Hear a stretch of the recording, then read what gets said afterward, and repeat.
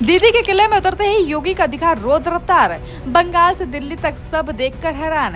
एक नहीं कई मुद्दे पर सुनाई खरी खरी।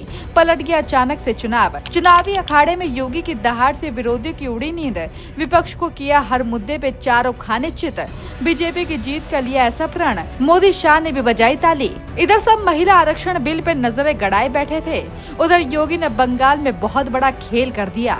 जैसे ही योगी ने बंगाल की धरती पर कदम रखा, वैसे ही सियासत का पूरा रंग बदल गया। क्योंकि योगी की सिर्फ एक रैली नहीं थी, बल्कि एक ऐसा रौद्र अवतार था जिसे चुनावी मैदान में हलचल मचा दी है। जब पहले मुकाबला सामान्य लग रहा था, वही योगी की एंट्री के बाद सीधी टक्कर, तीखे तेवर और आक्रामक राजनीति का दौर शुरू हो गया है। बता दें कि मंच पर आते ही योगी ने जिस अंदाज में बात रखी, उसने विरोधियों के माथे पे चिंता की लकीरें खींच दी है, जबकि बीजेपी खेमे में खुशी का माहौल छा गया है।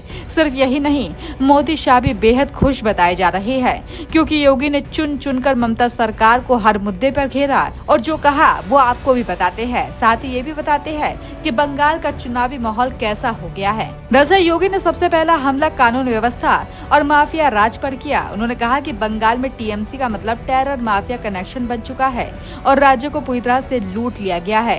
रेत और कोयला माफिया पे निशाना साधते हुए उन्होंने कहा कि ये लोग खुलेआम लूट में लगे हैं। योगी ने साफ चेतावनी दी है कि अगर सत्ता बदली तो इन माफियाओं को ठिकाने लगा दिया जाएगा और हालात ऐसे होंगे कि यही माफिया झाड़ू लगाते हुए नजर आएंगे। इस बयान ने सीधे तौर पर चुनाव को कानून बनाम अराजकता की लड़ाई बना दिया है। इसके बाद योगी ने हिंदुत्व के मुद्दे पर ऐसी दहाड़ लगाई जिसने माहौल को और भी ज्यादा गर्म बना दिया। उन्होंने साफ कहा कि बंगाल में हिंदुओं को कटने नहीं देंगे और किसी मौलाना से डरने की जरूरत नहीं है।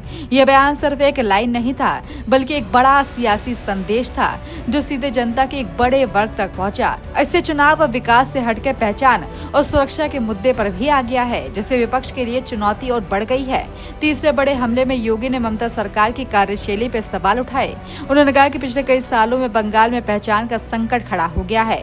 पूरा सिस्टम एक खास तरीके से चलाया जा रहा है। उन्होंने यूपी का उदाहरण देते हुए कहा कि 2017 से पहले वहाँ भी हालात खराब थे, लेकिन सख्त फैसलों ने सब बदल दिया। इस बयान के जरिए योगी ने साफ संकेत दिया है कि बंगाल में भी वही मॉडल लागू किया जा सकता है। योगी के इन ताबड़तोड़ बयानों ने चुनावी समीकरण पूरी तरह से बदल दिए हैं। एक तरफ माफिया और भ्रष्टाचार पर हमला तो दूसरी तरफ हिंदुत्व और सुरक्षा की बात और तीसरी तरफ सिस्टम बदलने का दावा। इन तीनों ने मिलकर भाजपा को एक मजबूत नैरेटिव दे दिया है। यही वजह है कि उनकी रैलियों में उमड़ रही भीड़ एक बड़ा सियासी संकेत बन गई है। सबसे दिलचस्प बात यह है कि योगी की रैलियों से मिले इस रिस्पांस ने भाजपा के शीर्ष नेतृत्व को भी उत्साहित कर दिया है। माना जा रहा है कि मोदी और शाह दोनों ही बदलते माहौल से खुश है, क्योंकि बंगाल में पार्टी को नई ऊर्जा मिलती दिखाई दे रही है। वहीं दूसरी तरफ ममता बनर्जी के लिए भी ये स्थिति चुनौतीपूर्ण होती जा रही है, क्योंकि योगी ने जिस तरह से मुद्दे उठाए, उसने विपक्ष को रक्षात्मक बना दिया है। देखा जाए तो योगी का ये रौद्र रफ्तार सिर्फ भाषण तक सीमित नहीं रहा, बल्कि उसने चुनाव की दिशा भी बदल दी। अब ये मुकाबला और भी ज्यादा तीखा हो चुका है और आने वाले दिनों में सियासी तापमान और भी बढ़ने वाला है। जनता के सामने अब साफ विकल्प है और फैसले वही करेगी कि बंगाल में किसकी दहाड़ सबसे ज्यादा असर दिखाती है।